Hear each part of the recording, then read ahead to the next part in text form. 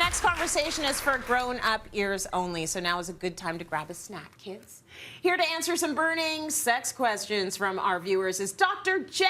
We're so happy to have you, Dr. Jess O'Reilly. So let's get right to our first one. Asking for a friend, which is your show, by the way.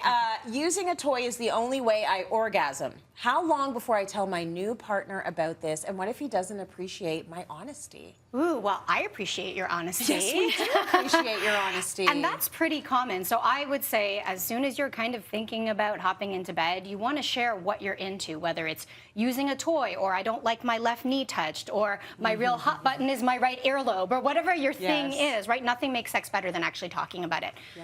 So if he doesn't appreciate your honesty, it might be a compatibility issue. Like if this is something you're into, it's one thing if he's uncomfortable. That's normal, right? Yeah. It's another thing if he's judgmental. So I think we just really have to differentiate that line between discomfort and judgment. And just when you're bringing up that conversation, I think that they happen more frequently and earlier in relationships now. So is there anything you need to do to bring that up so that it's not like 1,000% awkward? Yeah, I don't think it's, you know, you're at dinner, please pass the salt. So I only owe from the clitoral vibe. But I think it's as simple as like, you know, you're teasing, you're flirting, maybe you're texting a little, and you ask what they're into first. So what are you into? Here's what I'm really into. Smart, I like that. Okay, asking for a friend. I have a higher sex drive than my partner. How can we make sure we're still fulfilling each other's needs when one person isn't in the mood? I love this question, Yeah, and this is the question that every single person has. Every single couple runs into this. I don't think there's a more common question out there. So I think the key to fulfillment is not only talking about what you want, what your desires are, but getting into your why, getting into your values. So it's not as simple as, I want it 3 times a week and my partner wants it 1 time a week. It's, why do you want it 3 times a week? Like, why is it important to you? What are the values you attach to that? And then also, what gets you in the mood? Because I think we may have spoken about this before, but we assume that sex is a drive, and that's a bit of a misnomer, right? Because it's not a drive like eating or thirst or the need to sleep. You won't die without it. Right. And the key, the important piece here is you can cultivate it. Desire can be responsive. So if one of you has lower drive, so-called drive or desire, it's not your job to come up. But if you want to come up, you have to figure out what are the things that get me in the mood, right? If you wait, we've talked about this, if you wait until you're in the mood to do it, you may never do it. It's like going to the gym. Right. Right? Except for those of you who love going to the gym, good for you, like good for you.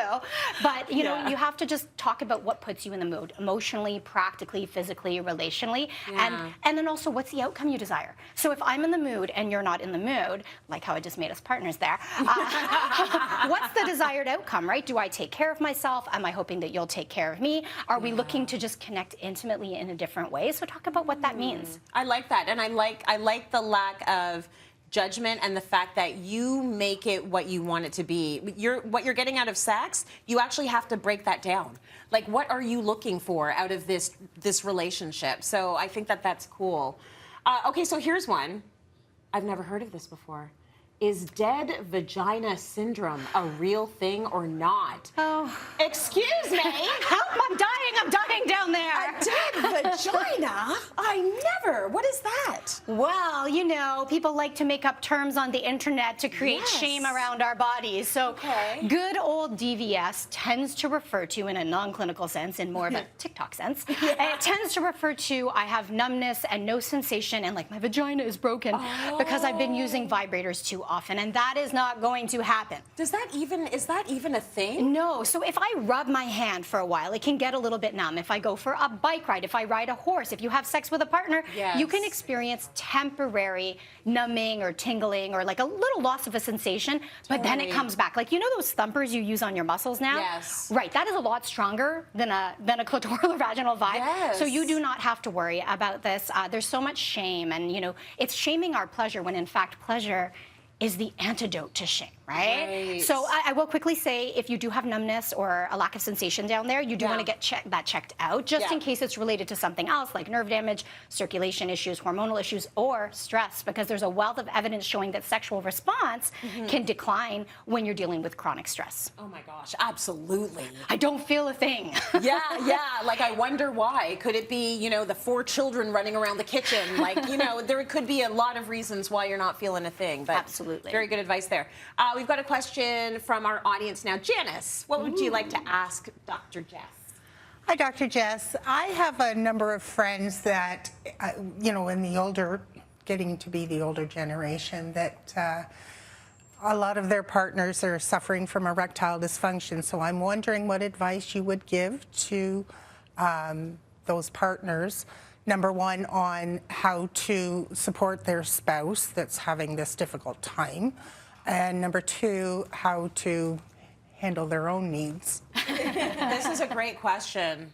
Love that you asked that, Janice. Yeah, thank you so much for that. So this is common, and I see ED as an opportunity. So I cannot tell you how many people run into what we call erectile dysfunction, but that language is so pathologizing, but issues with erections, and then they discover that, hey, you actually don't need an erection for pleasure across the body, because pleasure is so powerful. But we've kind of narrowed sex down into this myopic view, especially for hetero people, into like a hard penis and a lubricated area. And unfortunately, it doesn't have to be that. Or fortunately, it doesn't have to be that. Yeah, it's so much more. Yeah, so once they start exploring beyond the erection and exploring for pleasure, for mindfulness, for connection, for intimacy, all of a sudden there's this whole new world that opens up. And I cannot tell you how many people say, I almost wish we ran into this so-called issue earlier, because what we've gotten out of it is so much more pleasure. So in terms of supporting the partner, I'd say tune into pleasure, go slow, detach it from personalization. So if you take ED and you shroud it in shame, or you say, oh, it's because they're not attracted to me, listen, we know that erections happen when you're not turned on. Like when you're young, you get those NRBs, no reason boners, it's a windy Wednesday. And we know that it's not necessarily a sign of arousal. You can be attracted and aroused and want to connect, and the body just doesn't work that way. Also, quick note, if you are dealing with changes in erection, just get that checked by your doctor as well, just to make sure that it's not a circulation issue. Now, if she wants to talk to her partner then, or about handling her own pleasure, and it's something that she wants on top of them exploring things together, then we loop back to that same conversation you talked about earlier, when it was about bring it up when you've got a moment and you're in that mood and you're in that zone, because it does seem to be it can be a very sensitive topic, I think, for some folks. It is, and it's that attachment between erection and virility. We need to detach those things and just have fun, be curious, be kind. Well, love that. Thank you, Jess. By the way, if you haven't checked out her show, Asking for a Friend, you're missing out. Watch it now, only on the Cityline YouTube channel.